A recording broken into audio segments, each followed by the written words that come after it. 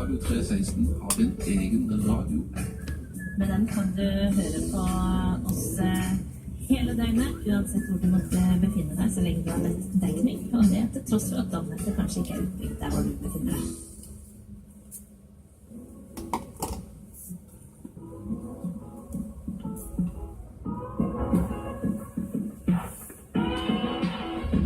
I've always been a dreamer, a soul seeker. I knew my life was meant for something deeper. You showed me there's beauty all along the way. Yeah, I've been working till my feet hurt, holes in my t-shirt. Tell me if the good will.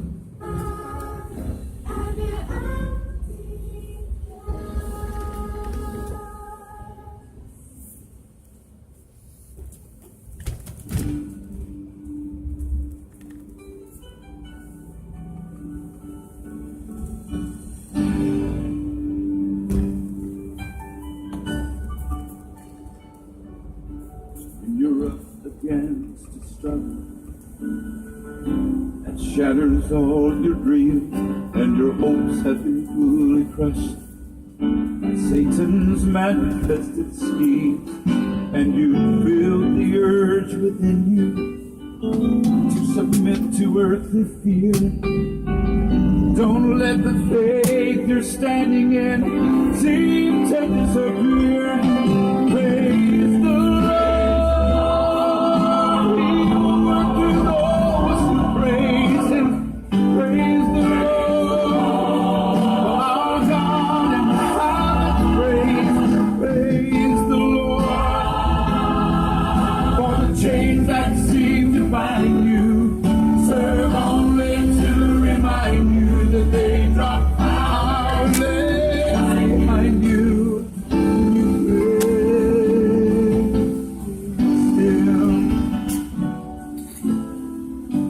Satan is a liar.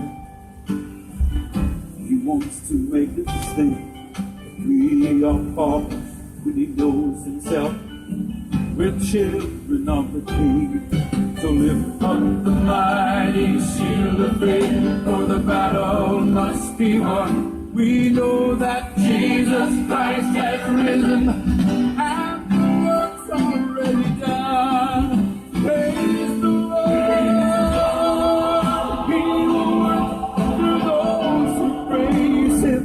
Praise the Lord, for our God in the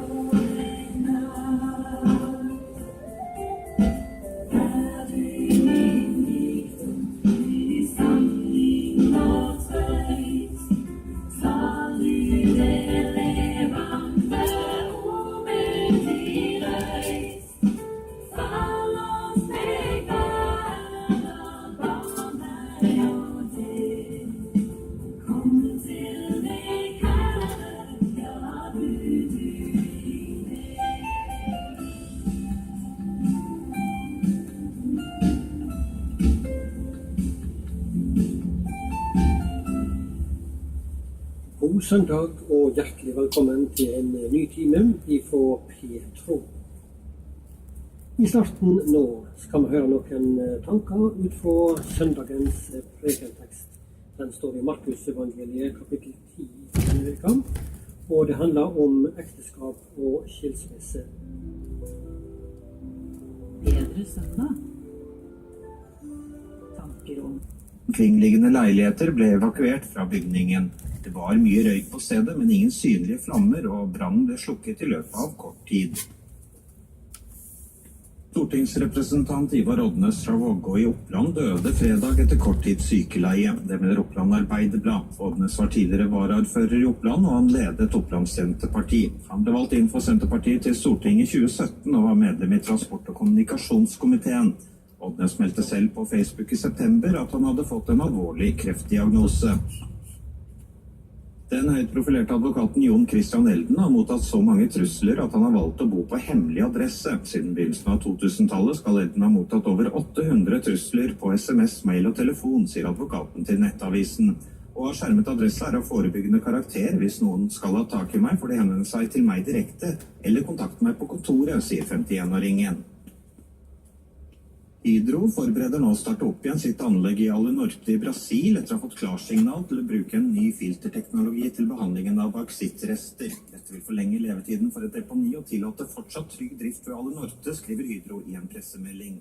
Den nye tillatelsen gjør det mulig å drive anlegget på halv kapasitet. Det var tidligere denne uken at Hydro meldte at anlegget måtte stenges. Det var nyhetene. Mitt navn er Tore Myrberg. Dette er Radio 316. Til meg, Terje. Hallo.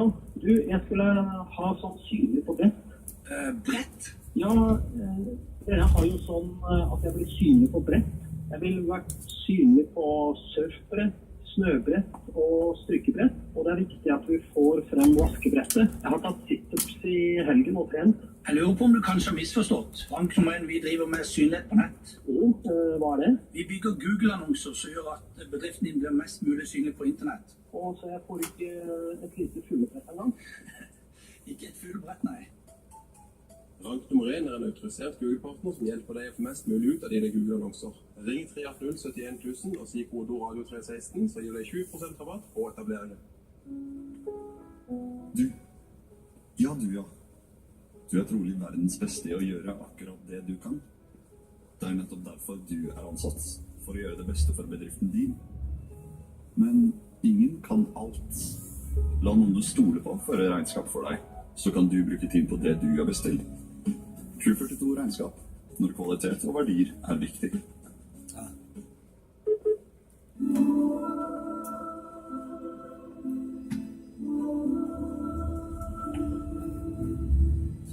Du får nå programmet Fra evighet til evighet, de siste tider, Jesu gjenkomst. Denne programserien er utviklet og tilrettelagt av pastor Øyvind Malvik, som du hører i samtale med Oddvar Isaksen.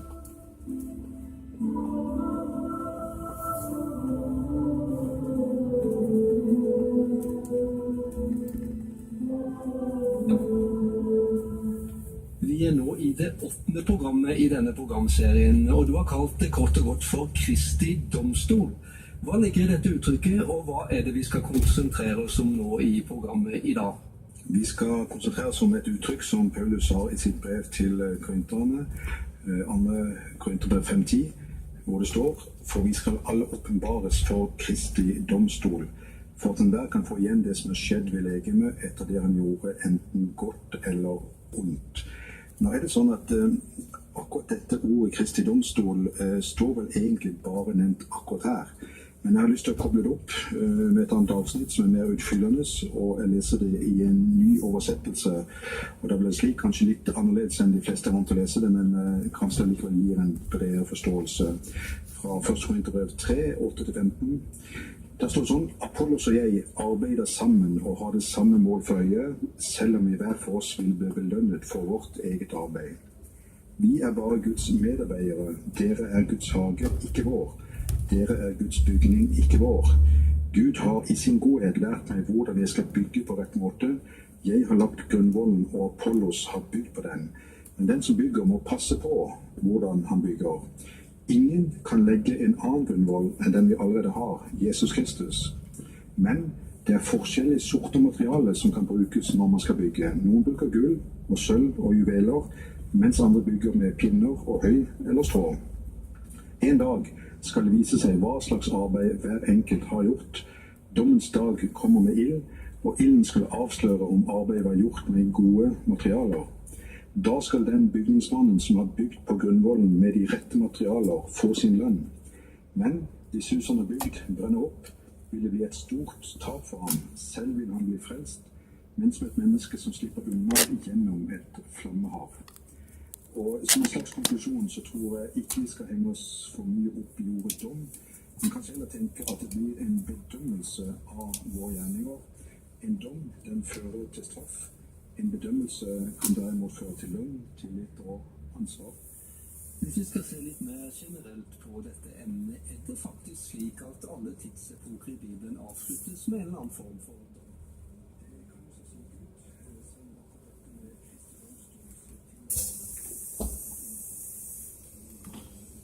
Hello, good morning.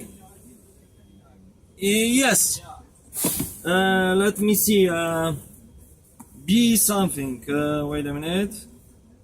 I will tell you. Yeah. 004. Ancient of Mount Ulriken. Assa. Where after the last bus over there? Oh yeah. Okay.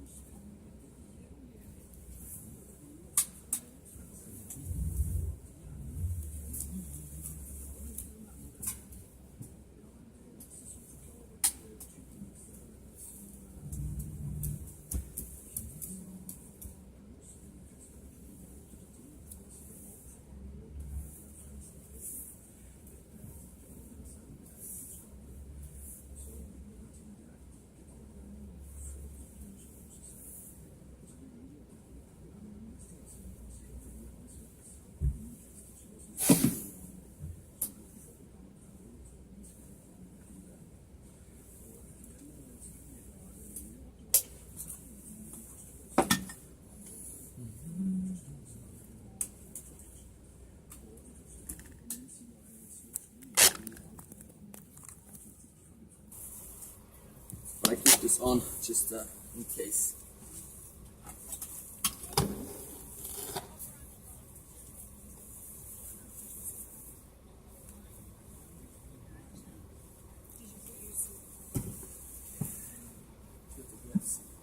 Before we go.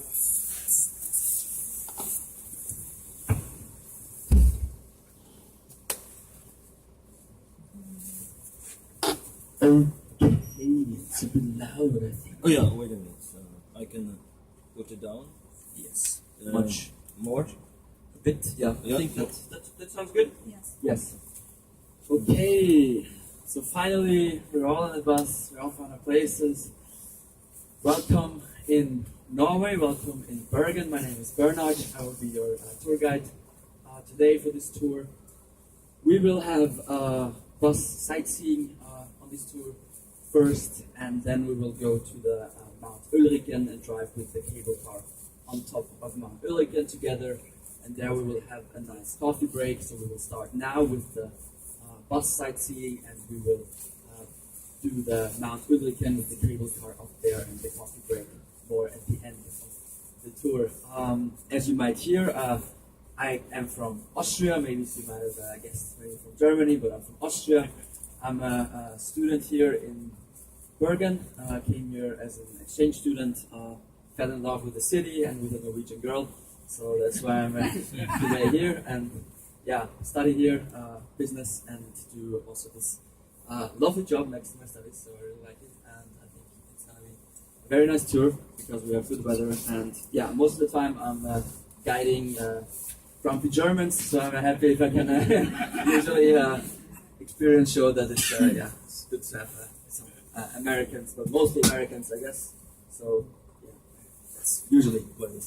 So our bus driver Piotrek is gonna drive us today, and we are good to go.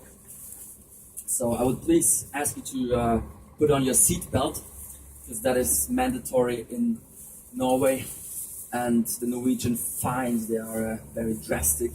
So I really recommend to put on those seat belts so that we are on the safe side. Et toi? Yes. Is this the first stop on your journey? Wonderful, wonderful. So you start with the best.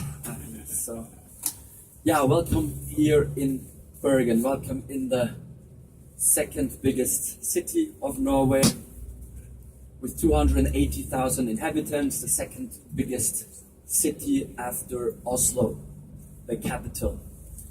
And we have lovely weather today because Bergen is the rainiest city of Europe, in fact.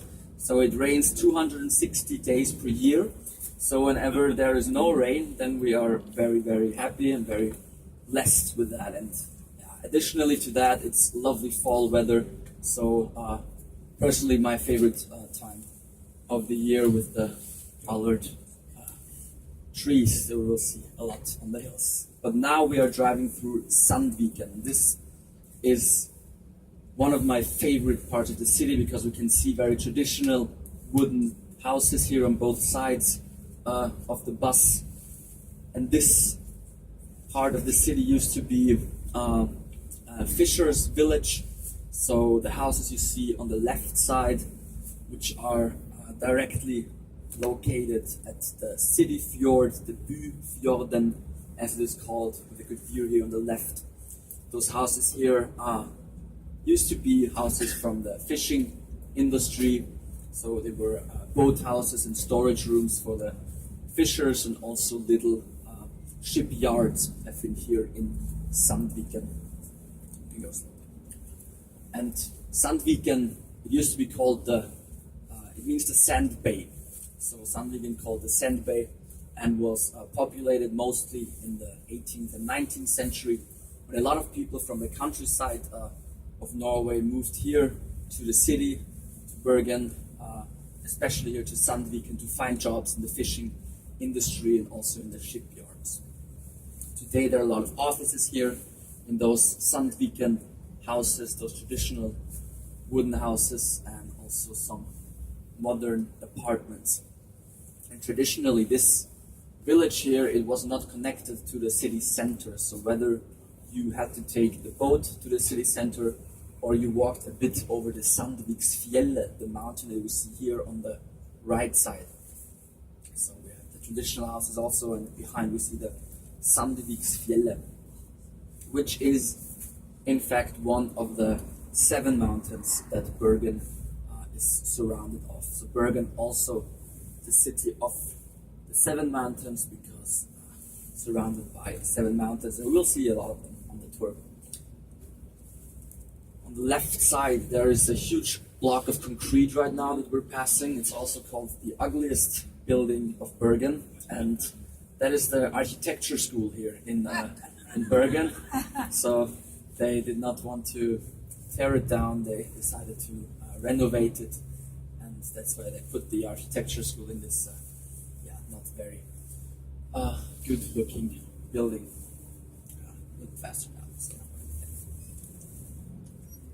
Yeah, we are driving a bit to the northern part of the city, here through Sandvik and the Sandby, and on the left side we will see now a very long yellow wooden building.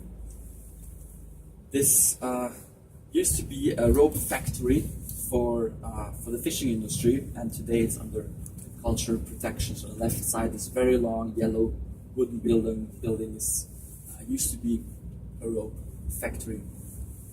And Norway is also the land of the 1,000 tunnels, because the country is shaped, as you might expect, with a lot of mountains, crossed by a lot of fjords, a lot of water, a lot of mountains, and therefore you have over 1,000 tunnels here in Norway, also including the longest road tunnel in the world, which is 1 hour northeast from Bergen, and you might drive there around 40 minutes through. It's 24.5 kilometers long. I still haven't managed to translate it into miles, but it's a lot of miles as well. So yeah, also a lot of tunnels. You also have tunnels under the fjord through. You have a lot of bridges over the fjords. You have a lot of roads that go along the mountains, along the fjords as well. So very picturesque streets here in Norway, and one of them we will also drive soon when we make our turn back towards the city center. On the left already a little glimpse of the view we might have. We will have very soon on our way back towards the city center. Yeah, so Bergen, as I said, the rainiest city of Europe, and also the city of the 7 mountains, because surrounded by 7 mountains, but also known for other things such as culture, because famous musicians such as Edvard Grieg have been born here, very famous for the morning mood. So culture a big part as well, and also history, because the Hanseatic League, the German Merchants League, had an abroad office here in Bergen, where they exported the stockfish and dried codfish. So about those things soon a bit more. The last tunnel, because before we will drive off the highway here and make our turn back, and the area we will drive through on our way back will be Eidsvåg, and that means the meadow bay. So Eid is the meadow and Våg is the bay, and we're going off here and gonna drive through Eidsvåg, the meadow bay, because there will be an arm of the city fjord, of the Byfjorden, coming in to this mainly residential area. Yeah, here we can see how pretty the leaves are colored at this time of the year. You might see a little fog on the left side here in this little valley between the mountains while we are on our way through Eidsvåg. And one of the first things we will see when we go off here will be the Eidsvåg fabrikker, which means the Eidsvåg factories. And that is the factory where the traditional dresses of the Norwegians are actually produced. So on the right side here, you can see Eidsvåg fabrikker here in this building. That is where the bunads, the traditional dresses of the Norwegians, are produced. Eidsvåg fabrikker. We have a private boat harbor here on the right side because many Bergensers, as the people here from Bergen are called, they have their little boats here in Eidsvåg. So Eidsvåg also a residential area and also an area for leisure time where many Bergensers have their boats here. This arm of the city fjord. So we'll drive across the water here through Eidsvåg, and because it is your first stop here, it's the beginning of your journey, of course I would like to talk about the fjords themselves, so how they actually evolved, because you will see a lot of them and you will drive over them, obviously with the ship. So during the many ice ages throughout the Earth history, the glaciers, they spread from the mountains in the inner country all over the country. So the glaciers from the mountains in the inner country, they spread all over the country, and those glacier movements, they also transported a lot of stones and rocks with them. And this mix of ice and rocks, while spreading throughout the whole country, scratched those U-formed valleys into the country. And 14,000 years ago, at the end of the last ice age in Earth history, when those glaciers retreated, those U-formed valleys, they were flooded by sea water, and what remained are those breathtaking fjord landscapes that you will see a lot on your journey, and also have a little glimpse of it already here in Eidsvåg. Another thing that you might notice here in Eidsvåg is that a lot of houses have flagpoles in front of the houses, so especially when you look on the right side, you see all those houses built into the hills right at the fjord. Then you see a lot of flagpoles as well. So Norwegians, they are very proud people. Reason why there are not many flags today is that officially you're only supposed to have the flag only on certain flag days hanging outside of your house. Those are royal or national holidays, and today is none of them, but still some people choose to have it waving in front of their house the whole year. So a bit also like I imagine on the countryside of the US. Haven't been there yet, unfortunately, but I think it's what I imagine also quite popular there, what I've seen from movies. That brings me to actually some history of Norway, because one of the reasons the Norwegians, that they are so proud people who also like to show their flag, why they are so proud is that Norway is actually a quite young country. So Norway was in fact ruled for 500 years by other countries, 400 years by Denmark, southern neighbor, and 100 years by the Swedes, their western neighbor.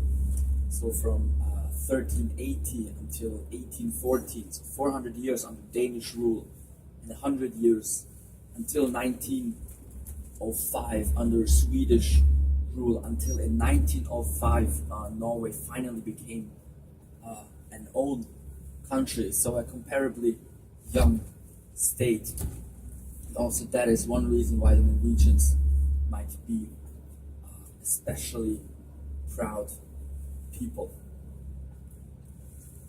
And ever since 1905, Norway is a kingdom, so a monarchy officially. So in 1905, when they became independent, they could actually choose if they want to be a democracy or a monarchy. So there was a public vote, and people chose to become a monarchy. And the reason for that was actually that neighbor countries were all monarchies, such as Sweden, such as Denmark, such as also Great Britain, if you want to count it. So if this young nation wanted to prevail, then it was just a very smart thing to do, to become also a monarchy and to have good diplomatic ties and relations to the neighbor countries. So that was the reason why they chose to become a monarchy. So until today, officially it's a monarchy.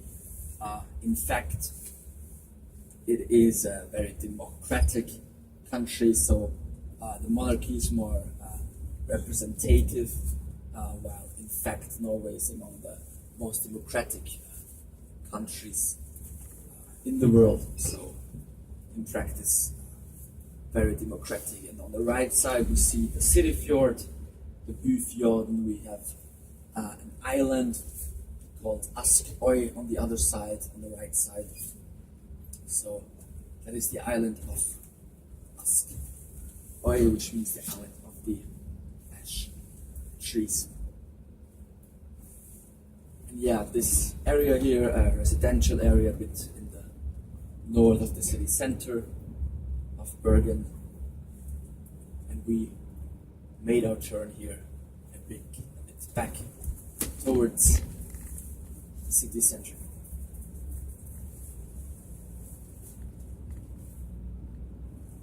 Norway, yes. What are the prices of the houses up here? Yes, I am used to this question. So you can say that the houses here in this, quite closely located area here of the houses, one-family houses, would be from $400,000 to $500,000. That would be the price for a one-family house here. Actually, yeah, connection is good here to the center, so a lot of buses going here. You might see some bus stops on the way towards the city center. So that's very popular, but also with the car, you will have to pay a certain fee every time you drive with the car to the city center, because they want to keep the traffic a bit down. So that's why a lot of people choose to take the bus. But in general, this area here, Eidsvåg, very well connected to the city center. One reason why Norway became also the very wealthy country that it is today is that in the year of 1969, so it's quite easily to remember, Well, we have a really good view here on the right side over the city fjord and also on some of the 7 mountains of Bergen that we can see here on the right side. We have the Askøy Bridge from Askøy towards the mainland of Bergen here on the right side. This bridge that all cruise ships have to drive through when they enter the city of Bergen. So you will also drive under that bridge when you leave Bergen on your ship and to proceed. So one reason why Norway is a very high developed and also wealthy country that it is today is that in 1969 they found oil in the North Sea. Actually, it was on New Year's Eve where the government also pronounced this finding of the oil. So they actually found it the day before New Year's Eve, and on on New Year's Eve they announced it. So it was a nice Christmas present for a Norwegian. This oil, it contributed a lot that Norway became the wealthy country that it is today. So it made from a country that was mainly depending on the fishing industry. So it was actually a fishing industry nation, that this fishing nation transformed to one of the wealthiest countries in the world. So the oil played a tremendous part in this transition. They managed to put it in a very strict regulatory framework to secure that the wealth would actually really go to the people and not to the big oil companies, who also got their share, of course. On the right side, talking about that, when you look a bit through the trees, then you can see the business university. So here on the right side, when you look through the trees, you see a tower, maybe you see the little watch on this tower. That is the business university here. And it's called Norges Handelshøyskole, so it means like the trade school of Norway. And actually they would not have a reason to hide behind the trees, because it's a really, really good university. It's the best one in Norway, and also internationally a good, really good university. And yeah, I'm very happy to have the chance to study there. So that was the Norges Handelshøyskole. Actually, the Prime Minister of Norway, she's called Erna Solberg. She, so the Prime Minister, she actually visited this university not long ago, and I was, of course, eager to be there when she's visiting the university. So she had a little speech in the Aula, and we were there a bit early. So I just walked in there. I was a bit early, so I took the first seats that were not reserved in the second row. And then she entered actually the room with a lot of people, so I came to sit right behind the Prime Minister of Norway. That was 3 weeks ago. So I made a little picture of it, so I have it still on my phone in case you want to see the back of Norwegian's Prime Minister. That is, yeah, it was quite a funny incident, but it also shows how down to earth actually the government here is. So you don't have really a lot of hierarchy here, because it's a smaller country, and yeah, so you don't really have a big power distance or those things. Also, the royals, they try to present themselves to the world always very humble and very open, and are also therefore very appreciated among the people inside of Norway. So actually they are happy with their royals and their king and queen. So the current king is called King Harald, and his wife is Queen Sonja. The crown prince is called Håkon, and his wife Mette-Marit. So eventually Prince Håkon will become king of Norway and take this crown from his father Harald. So we saw the business university, we have the architecture school here again on the right side, this huge block of concrete here. You can see some street art here on the right side, on the walls. So Bergen, a very cultural city and also a young city, so some street art here. And since we're back on our way to the city center, and we will not drive exactly the same way, we'll have the chance to drive a bit more through beautiful Sandviken, actually my favorite part of the city. And here on both sides of the bus, we can see more of those traditionally built wooden houses here in this fisher's village, historically and today a very popular residential area. This Sandviken sand bay. Also some more flags that we might see outside of the bus. Also the Sandviken fire station, also made out of wood here on the right side, this red building. So, yeah, and also a really good view again on the right side on the city fjord, the island of Askøy,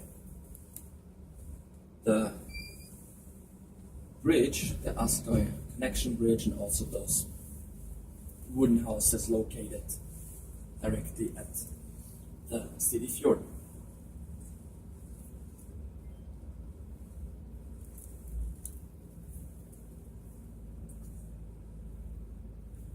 Also, you might see your ship, the Viking ship here on the right side. But in front of it, you see a factory, and this factory is actually a fish processing factory. So, right in front of your ship, those block of concrete and also the red house, those are fish processing factories, because fishing industry is still very big in Norway and also in Bergen, with a big gap between the oil industry, which is the biggest industry today here in Norway, but still second biggest is the fishing industry, although with a big difference in volume, but still the second biggest, also due to the fish farming and aquaculture that is making the fishing industry also a very promising industry for the future. So fish farming is also an industry that is growing.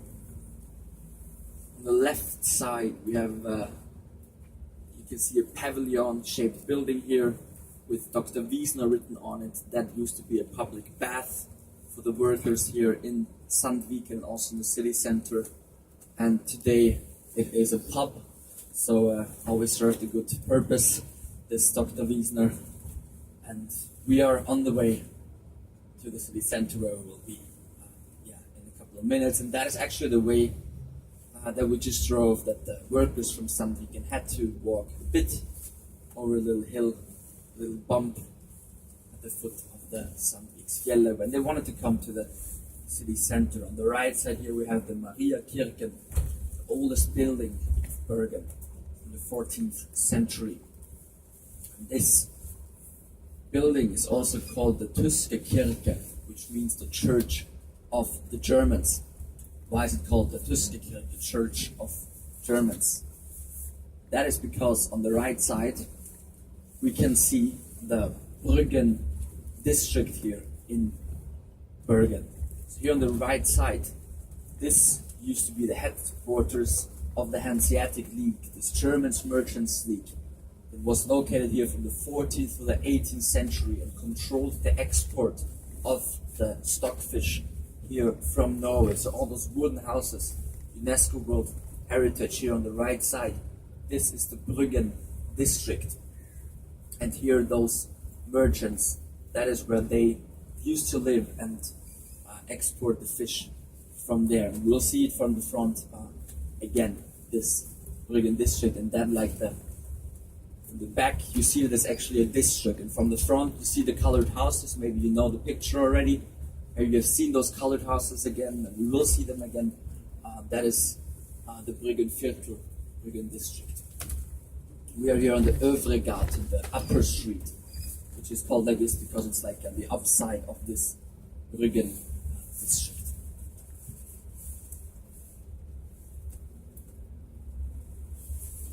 On the left side we have the valley station of the Fløibanen.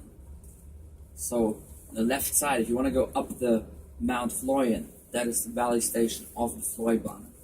So if you have time after the tour, we're going to Ulriken, so maybe you are not that eager to do it, but that is also the cable car that goes up to the smaller mountain in Bergen, the Fløyen, which is like the mountain the closest to the center.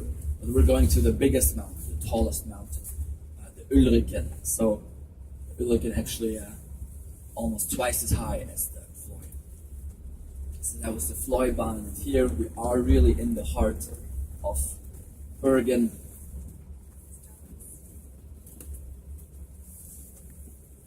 So on the left side we have a lot of harbor pubs. On the right side we have the Bergen Bay.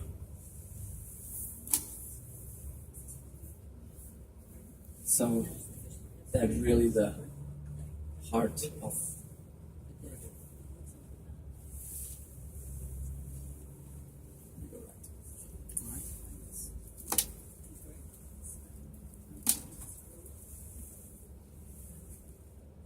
So on the right side you see the red roofed stands. So on the right side you have some little stands with red tops. So that is where the fish market is located. Since it's end of the season, the fish market is a bit reduced in size. But we can see the new fish market. So we saw the traditional one, but here inside of this building here on the right side, that is the new fish market. So also here restaurants and of course a trade of the fresh seafood that is brought here from the fjords. So a lot of salmon, a lot of tuna. You can get, of course, lobster and of course stockfish and everything. So a lot of fresh seafood, shrimps, of course, and a lot of different fresh seafood from the fjords. And we are here at Strandkajterminalen, and that is where the express ferries dock here, bringing people from the surrounding villages and islands here to the city center. And here we have a perfect view on the Bryggen houses. So those colored houses on the right side, that is the Bryggen houses. That is the most known, most famous view of Bergen. Those Bryggen houses, and they were the headquarters of the Hanseatic League here in Bergen. They had an abroad office, this German Merchants League, where they exported the stockfish that was brought here from the Lofoten Islands in the north, brought here in huge boats, and from here, from the Hanseatic League, traded all over Europe.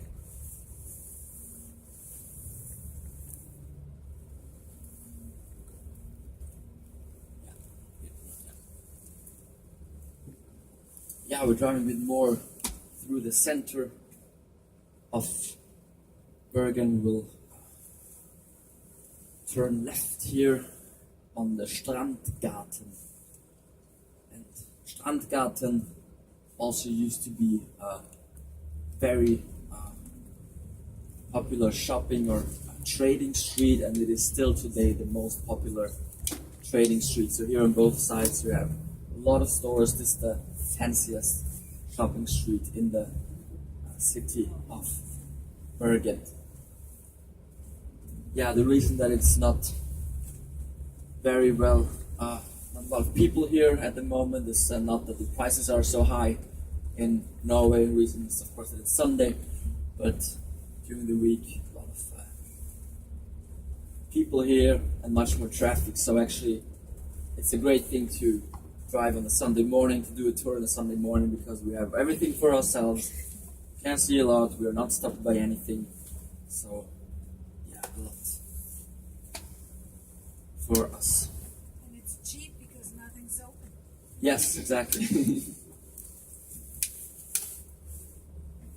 So also this cobblestone streets, very typical for the city center. And yeah, little shops here, little bakery.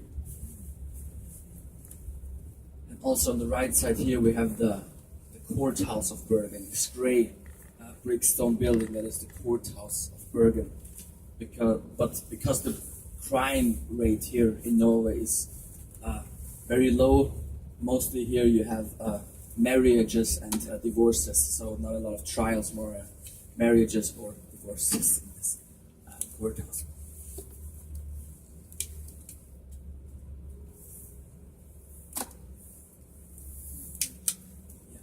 Our bus chauffeur Piotrek steering us here through the streets, small streets and narrow streets here in the city center, but we are all used to that. So, and we will have here on the left a good view on the main square of Bergen.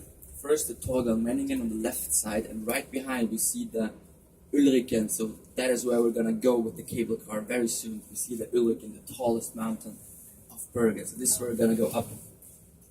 So we're gonna have a good view from up there. And on the right side we have the theater of Bergen, the Nationale Scene. So also symbolic for the culture city of Bergen here on the right side, the Nationale Scene. Founded in 1850, when there was a national movement here in Norway, also closely tied with the national romanticism movement. So after so many centuries of foreign rulership from the Danes and from the Swedes, it was a Norwegian movement, and therefore they built this theater to have a place where Norwegian culture should be practiced and Norwegian as a language should be spoken. So therefore they built this theater, and we see Norwegian flags before in front of it, and we see a person called Bjørnstjerne Bjørnsen, the statue, and he is the author of the German national anthem called Ja, vi elsker dette landet, which means yes, we love this country. So that the Bergen Theater.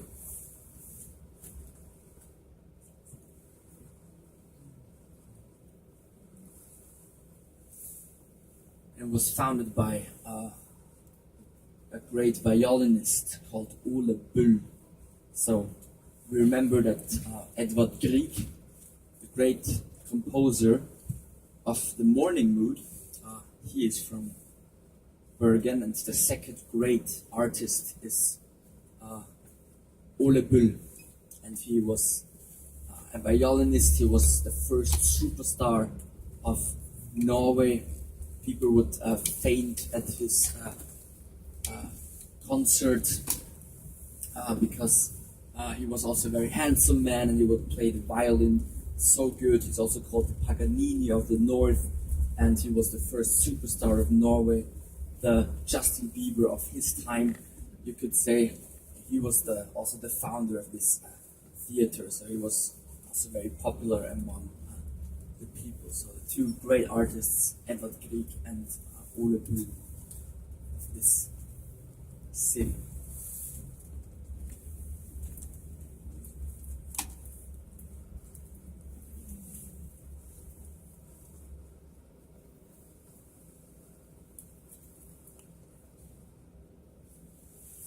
We will turn left on the Håkonsgaten, and if you remember the name of the current crown prince, it is also Håkon. So written and spelled Hakon with the circle on the top of the A, which is the letter O, which is the last letter of the Norwegian alphabet, in fact. So it's not going from A to Z, it's going from A to O. Håkon is a very popular name among kings in Norway. For example, the first king of modern Norway was called Håkon VII. That refers to the huge amount of Norwegian kings that have already existed before Norway became under foreign rulership. So in very old days, around the year 1000, in the medieval times, there was also an own Norway, and a lot of those kings were called Håkon.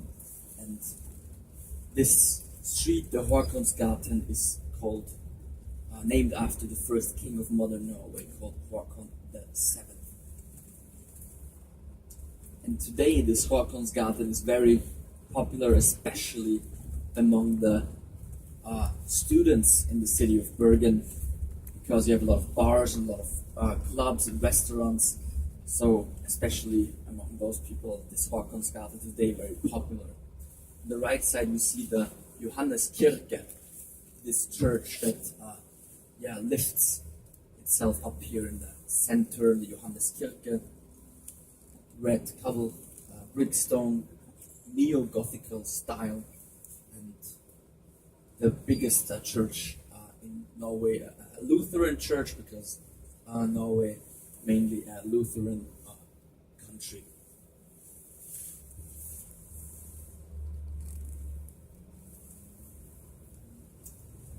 So yeah, this street, the Håkonsgaten, as I said, very popular among the students here. We have Kvarteret here, the academic quarter, it's called, this building on the right, this red building.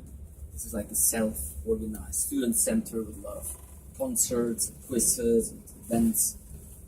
And also here we can see some bars on both sides of the bus. And yeah, because actually there are over 30,000 students here in Bergen. So people come from all over Norway and also Europe and the world here to Bergen to study because yeah, it's a big student city, a lot of universities, a lot of different subjects you can study. As we saw, the business school, the architecture school, there is a main university where you can study culture and languages and natural sciences and also medicine and dentistry and a lot of different things you can study here. So a big student city as well, Bergen, a very young city. So 10% of the people here, the inhabitants of Bergen are students. On the left side, a huge concert hall, and that concert hall is the Grieghallen, named after Edvard Grieg, the great composer, and the biggest concert hall here in Bergen with 1,500 seats.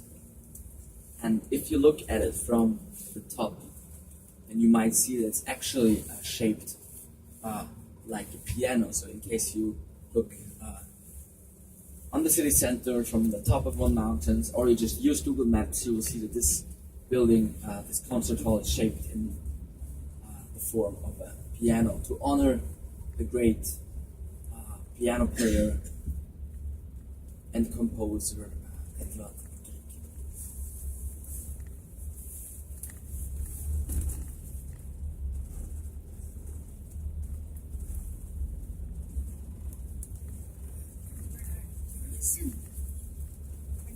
Yes. What is the city doing about some of the homeless people?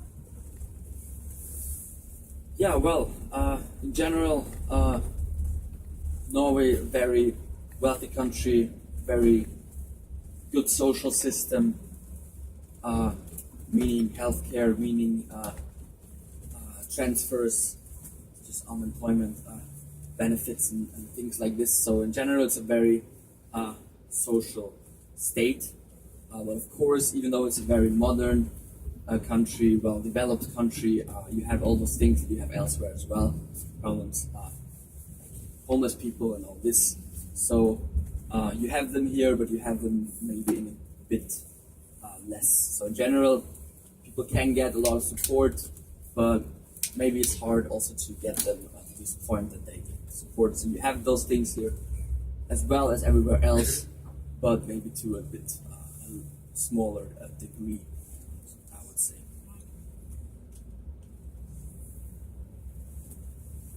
Yeah, we are on the way a bit towards south now, southern part of the city. On the left we see the tracks maybe of the Bybanen, which means like the city tram, which actually connects this southern part of the city, where the city spreads very far towards south between the mountains with the city center. So the city spreads very far south between the mountains, and the southern part is also connected with the city center with this city tram, the Bybanen, that we are driving along its tracks. On the left we see a nice bay, and this bay is also a bay from an arm of the city fjord that is coming here all the way into the city center, into this bay on the left side. Behind we can see the Ulriken, the biggest mountain of Bergen, and this pretty bay as well. City fjord that is coming here on the right side into the city center, into this bay on the left side. Also we see modern apartments here on the right side. There used to be shipyards in the older days, so there used to be shipyards, and today there are modern apartments at the foot of the Mount Løvstakken on the right side, which means the pile of leaves, which is also one of the 7 mountains of Bergen.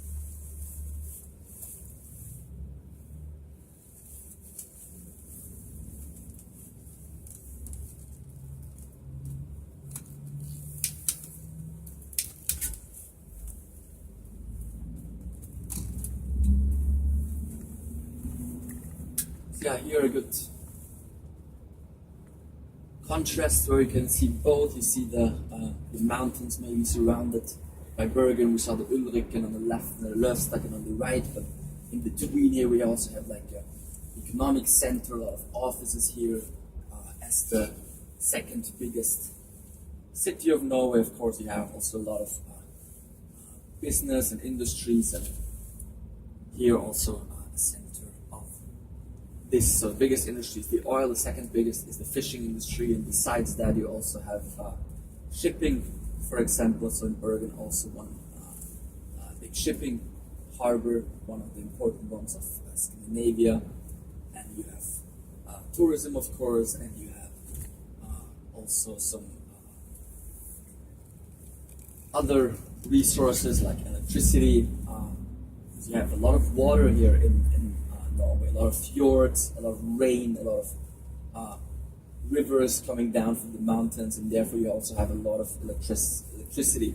So actually 99% of the electricity in Norway can be covered by their own electric power plants. So also that economic factor, and also some agriculture, and also some metals that are extracted here and exported. So resource-rich country, you could say.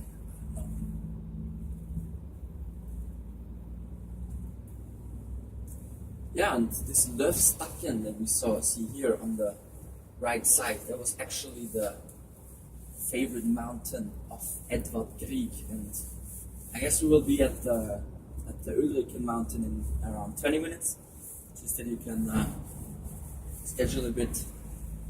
Everything good on board? Any wishes, questions or something? In case you can always just tell me or make yourself visible, or that's totally fine. But yeah, in around 20 minutes we'll be at Ulriken. Go up there together, have a coffee break, and before that we will have a bit more bus driving while I have the chance to tell you a bit more. And some good views, if you ask me. And yeah, this Ulriken, it was the favorite mountain of Edvard Grieg, and I want to talk a bit about Edvard Grieg because he's the most famous son of this city. He's a famous composition. He was born and raised here in Bergen. He was born as the son of piano teacher, so his mother was a piano teacher, one of the most popular ones here in Bergen. His father, he was a merchant, he was a seafood exporter, actually. And so little Edvard, he already learned to play piano very early, but he didn't really like the gray theory. So he was more like an intuitive learner. So he always had a problem with the gray theory, and also with the strict rules at school. So he didn't really like school because he thought the teachers, they were too strict, and the other children would make fun of him when they found his self-written piano notes. And so he was actually just like an intuitive learner, just wanted to play piano. But one day, luckily, the great violinist Ole Bull, he was guest at Edvard Grieg's parents, and he heard little Edvard play the piano, and he was so impressed by his playings that he recommended his parents that he should go to Leipzig in Germany to study music. So that's where Edvard went after school, got his musicalic fine-tuning, and on his way back he had a stop in Copenhagen in Denmark, which was also a cultural center at that time. And there he met his future wife called Nina Grieg, which was a great, born Nina Hagerup, and she was a great soprano. So she was a professional singer. So throughout his life, they would both make music together. He would play the piano, she was singing with it, or they also played the piano four-handed. They would go on concert tours through Europe together, and throughout his whole life she was like the big source of inspiration and a big support for him. So that strong shoulder to lean on for Edvard.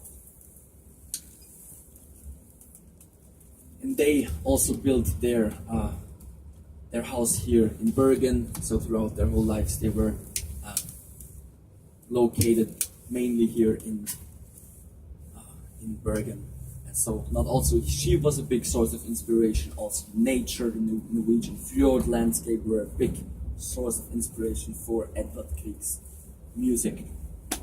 So that is intertwined definitely with his with his music. On the right side, we're not going off the bus here, just have a little stop because I want to show you this castle here on the right side in front of the bus, because that is the seat of the Norwegian royals here in Bergen. So whenever a member of the royals is here in Bergen, then they live in this castle in Scottish baronial style, built in 1905. And yeah, when the King Harald or Prince Haakon are here in Bergen, for example, for the Festspillene, for the Bergen cultural festival, then they live in this castle on the right side, surrounded by a nice park that is also open to the public, also to support this humble style that the royal family practices. So that is the castle Gamlehøygen, and that means like the old hill. Gamle is old, and Høygen is the word for hill. So on the right side, this is the castle Gamlehøygen.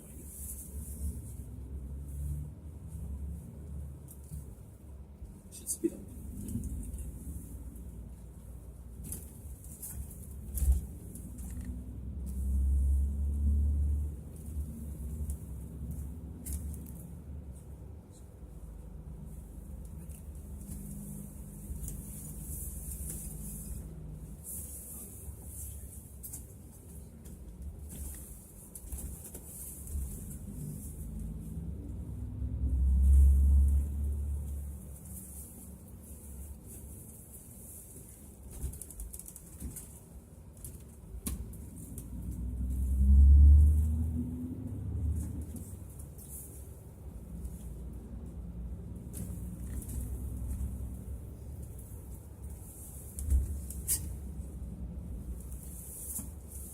Yeah, another residential area we are driving through here, called Paradis.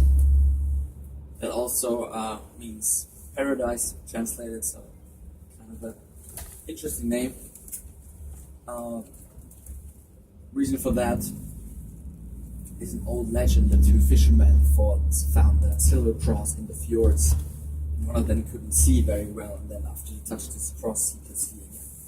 So that's why people started calling this place Paradis. On the right side, you see a school here, the Paradis Skole, here in this residential district. Yeah, and as I said, it is raining a lot here in Bergen in general, rainiest city of Europe, so we're lucky to have good weather today. But because it's raining so much, the people, they're used to it and they see it positive, so they used to say there's no such thing as bad weather, there's only bad clothes. So in Norwegian that would sound like det finnes ikke dårlige vær, bare dårlige klær. So that would be the Norwegian way of saying that.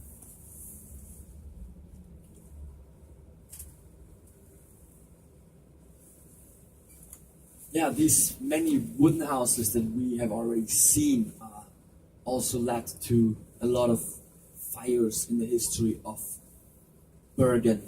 So in the history of Bergen there were over 40 big fires. So because we had so many wooden houses, we saw Sandviken and everywhere in the city center as well. And Eidsvåg, a lot of wooden houses. So there were over 40 big fires.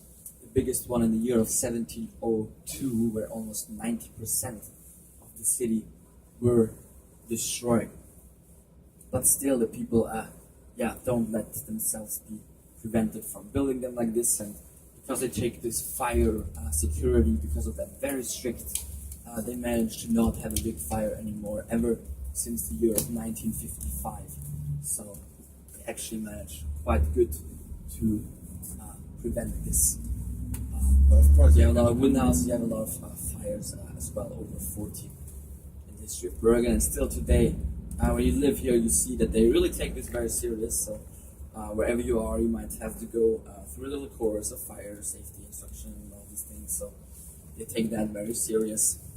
And a lot of fire stations. So as here on the right side, another one. Here's the Paradis fire station. And also it's like a bit of a tradition here, a negative tradition, those fires. So such as the rain, also the fire, something you can relate to the city. And therefore they call the local soccer club, because soccer, very popular, as you know, probably in whole Europe. And also very popular in Norway. They call it the local soccer club, Brandbergen, and Brand means fire. So also this tradition is embodied in the city. Was there any suspicion about those fires being started on purpose? Not really. It's more that you had a lot of lamps with oil. So in older days, there were a lot of oil lamps. And very often in relation with the woods, this could easily lead to fire. So also the Bryggen houses that we saw, which is a whole wooden district, they actually have also burned a lot, even though there was a strict fire forbid. So it was forbidden to have fire in all the Bryggen houses, but still sometimes the merchants would come home drunk maybe and light an oil candle and then fall and then spill, and then that could happen very easily. So the oldest houses from the Bryggen are from the year of 1703, 1704, right after the biggest fire in the history of Bergen. So the oldest parts of Bryggen, they are from these times. Here on the left you have a really nice view where you can see how the city spreads between the mountains towards south. On the left side you can see that very well, and of course from the top of Bergen you will see that very good as well. We will arrive actually quite soon, and I can already tell you, if you want to stay in the city center at the end of the tour, you're very welcome to do so. I would drop you, if you want, right at Bryggen, at the main attraction, the colored houses, the center of the Hanseatic League, and from there it's around 20 minutes walk back to the ship. Or you just follow the road. I will point it out again when we stop there. So you're very free to do so, to stay in the city center. I will drop you there at Bryggen. Otherwise, you just stay on the bus and come back with me all the way to the ship if you prefer that. Up to you.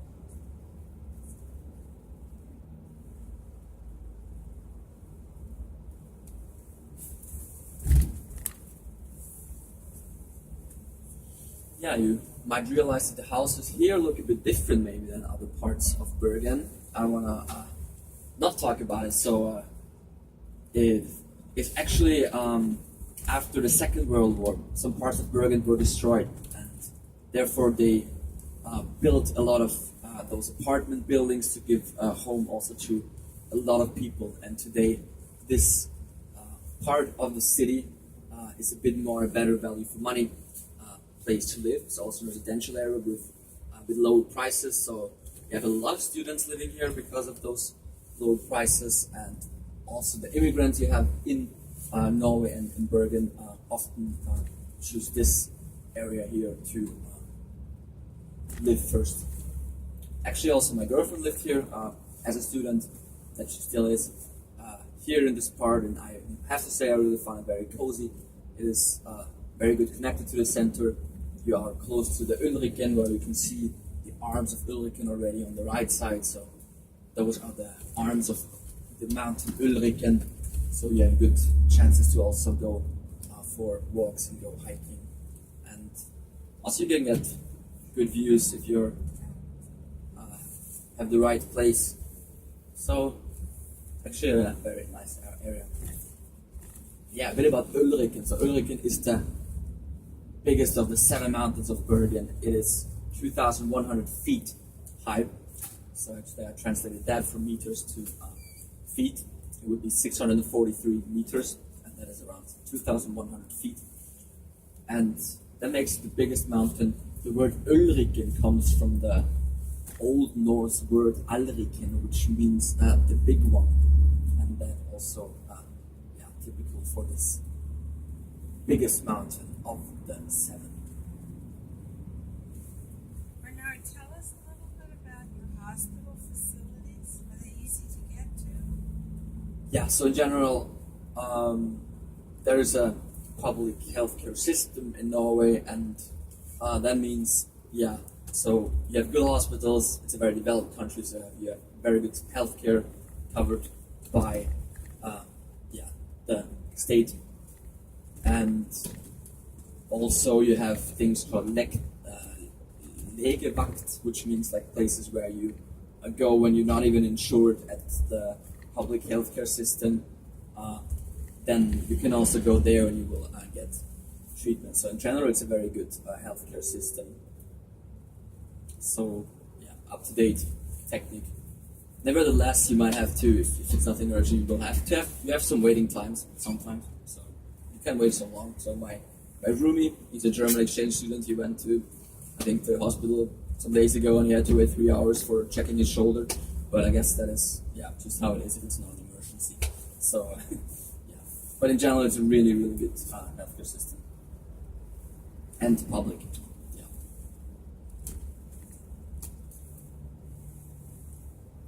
Actually, we are going through the city hospital under a little tunnel before we arrive at the Mount Ulriken at the cable car. So here on the right side, this is Haukeland sykehus. That means the Haukeland Hospital. Sykehus, the home for the sick. Sykehus. And we're going under a tunnel under this hospital. So as I said, not only tunnels in whole Norway, also in the city, you have a lot of tunnels. So under little bumps, or also under hospitals, it's a lot of tunnels.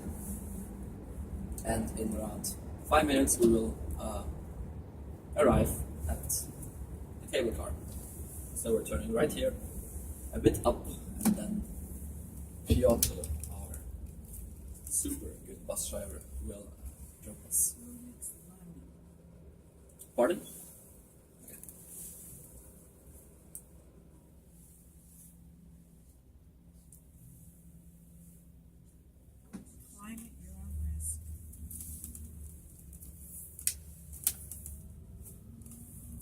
So, a bit about the procedure. I would just ask you, we'll go off the coach soon, and then please take care when you cross the street to the cable car valley station.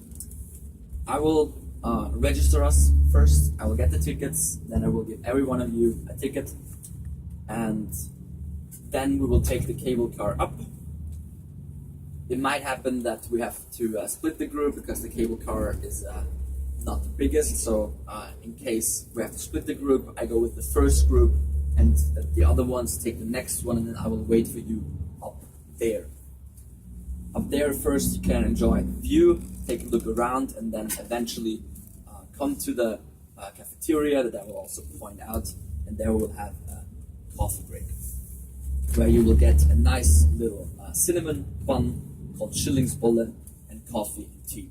Also, of course, you have restrooms and bathrooms. Where we meet again, I will tell you right when we exit the cable car. So when and where we meet again, I will tell you when we exit the cable car. Also, when you come with the second one, I will wait for you up there and tell you when and where we meet again. So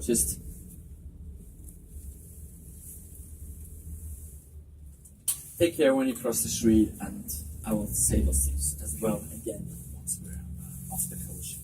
And I will count through, of course, in the end, so nobody can get lost. And yeah, maybe bring these headsets you got. So I'm instructed to use them. Maybe you can also get used to it because it might be a longer. You're going on a bigger journey, so maybe not the worst. I can talk a bit about. So totally a good thing to do. So yeah, I'll wait for you outside.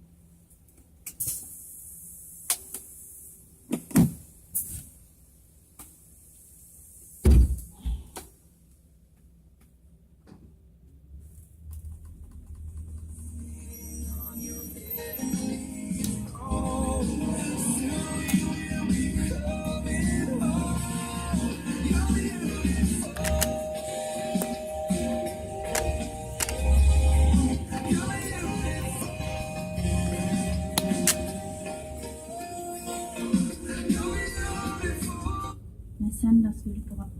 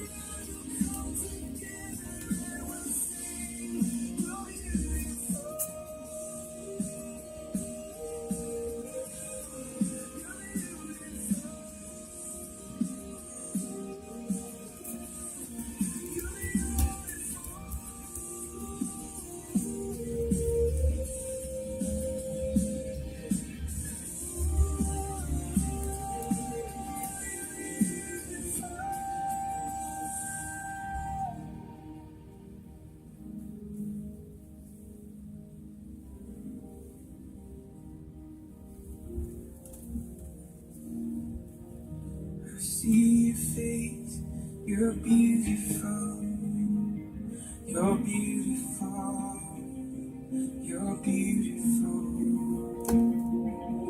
I see your face, you're beautiful.